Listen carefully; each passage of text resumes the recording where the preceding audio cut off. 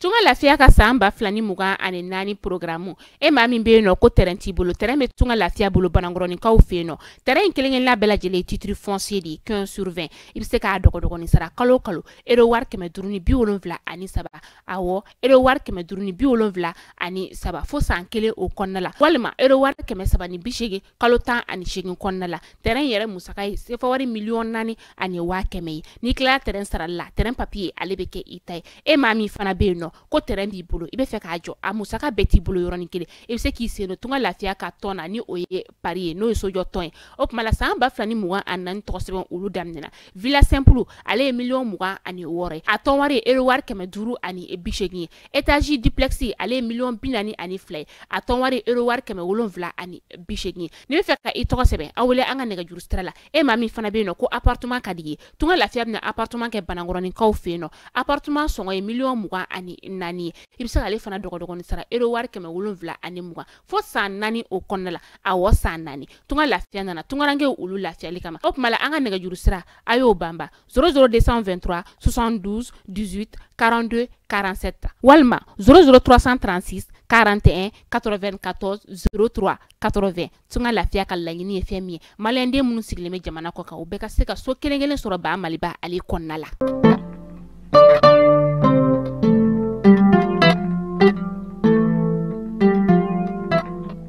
bi arabay fibri kalo klibunga anshiri samba flani mugannani amun skolenu ala malikono maliko ka on pisina akabi kuna funya okere anga jumana bulma fa ko ministry ani asiraba ka ko o ministry kasanga ni kunu ngoy akoni mbora ka nyefoli ke fasode kelegere na bela jirale ka fo ko siraba kasara ko ni kela febe karo ka fo kunu fibri kalo klibunga ani wulu fene ka ita anu wulu fla wati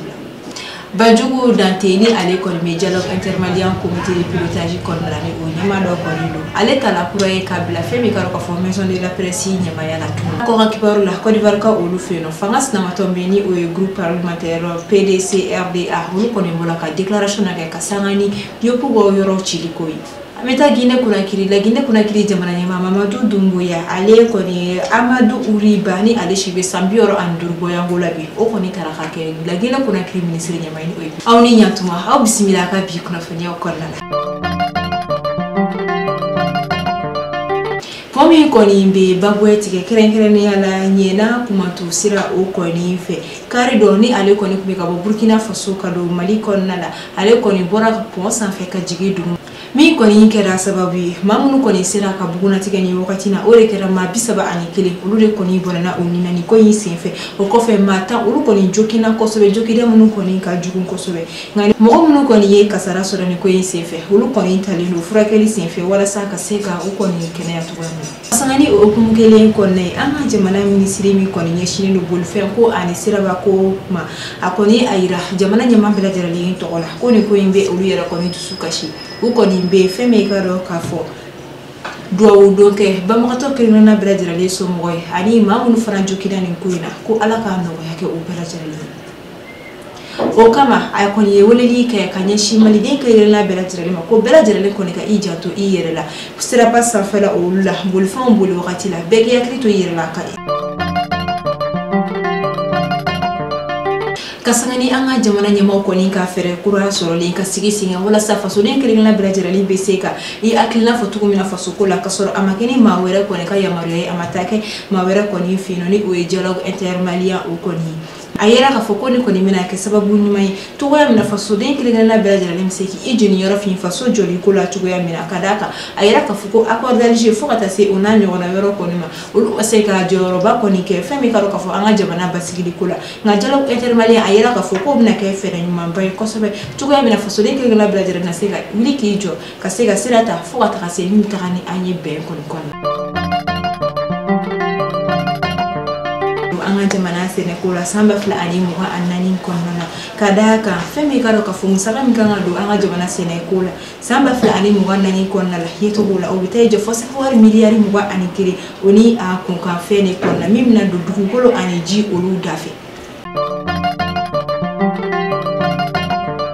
Tenendo février kalo kile muga ani woro samba fla ani mukan sabah mamu ko ni bora ulu sigiyoro la femi kalo kafo waji shirif kaw ulu fino gawo region konnala ulu ko ni deme chama usoro femi kafo kasani février kalo kile muga ani woro temeni munu ko ni mitai jo fo nyege una ani kalo kafo chateau fla oboyanko kasangani CICR koni ka foli samba flani muga ani saba konnala gwa bata mbonyanko wali mamu ba bioro ni nani ani kemeturu boyango ulude kodi armadiya deme uchama koni soro munu koni metalike baloko la oni anyona chama ameta farikolo yana je bina kuka kerekreni la simando lati championnat national de football féminin o baro koni competition mena dam lebi ni alama bashike bita ko folo barana femi kado ko fo super lion US face et olini AS police real ulubo kore koni bina ya konsoro o kofe l'AS mandi no ulude kala champion ni koni etemenena uluni kado ko fo AS momo de sikaso ulumo kofe ne bina ya konsoro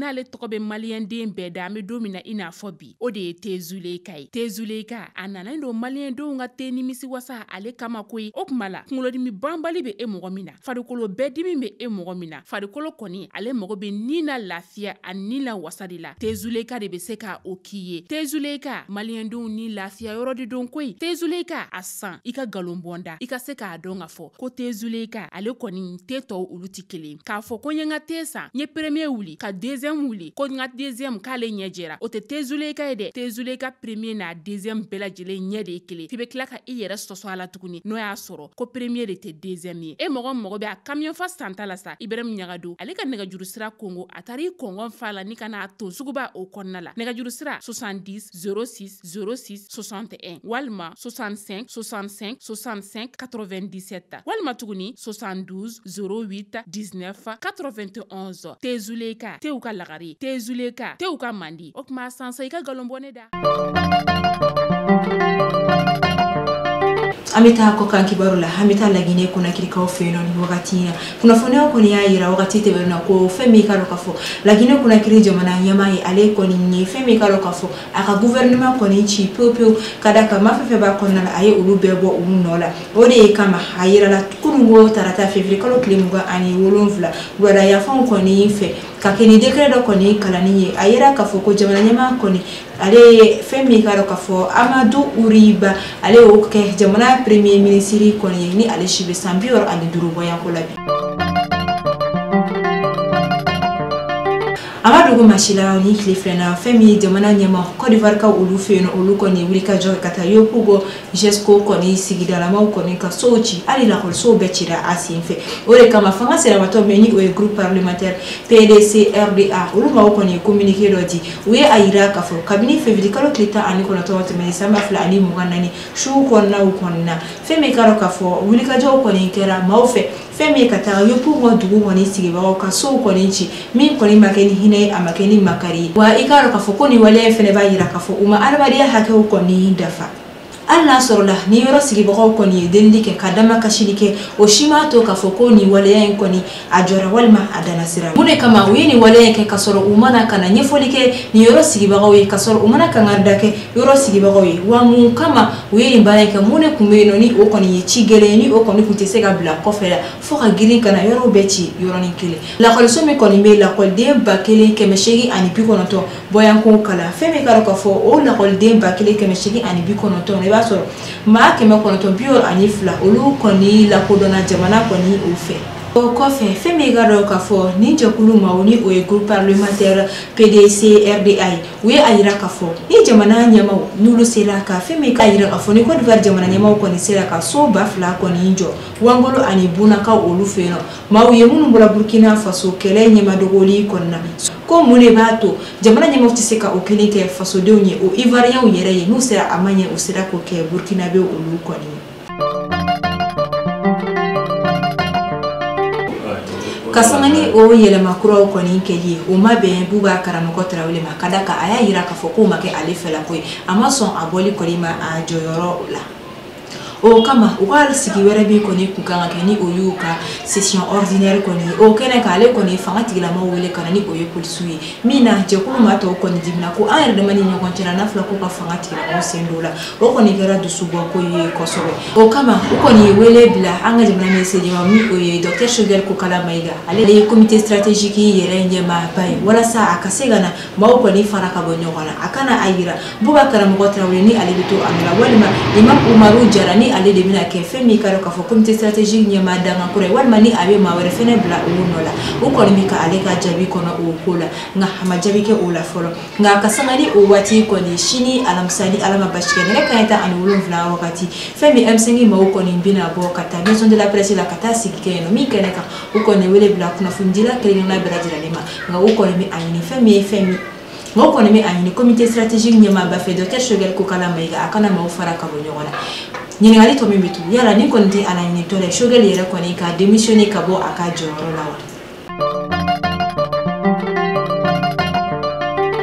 seko ni dɔn ko bina ko kan Ajiwan Santiago ni bɛɛ ko ale ma ko Fatɔ Jamatigi ale minɛla ko kura ye ka taa kaso la ka sanga ni a ka studio min kɔni bɛ Sotibakaw olu fɛ yen nɔ sigiɲɔgɔn kɔni taara u dama kasi fanga tigilamaw ye k'a yira k'a fɔ fɛn min Ajiwan Santiago ani a ka mɔgɔ u ka studio kɔnɔna u ka mankanw bɛ ka u tɔɔrɔ ani u ka sigariti kasaw o kama fanga tigilamaw kɔni wulila ka na u sɔrɔ o yɔrɔ la u nana cu u ka yɔrɔ min na u nana sɔrɔ kɔni bɛ ka ɲɛnaminimafɛnw de kɔni ta min senfɛ u kɔni ye u bɛɛ minɛ u mɔgɔ t'a bɔ yan ko ni musola mɔgɔ fila kɔni bala ka taa n'u bɛɛ ye kaso la ni bɛ da se aw ka bi kunnafoniyaw la an b'a fɔ aw ni ce a ka lamɛnliko ɲuman na aw ka mɛn sini ni ala ma basi kɛ ni aw la ala k'an si diya o kɔnɔ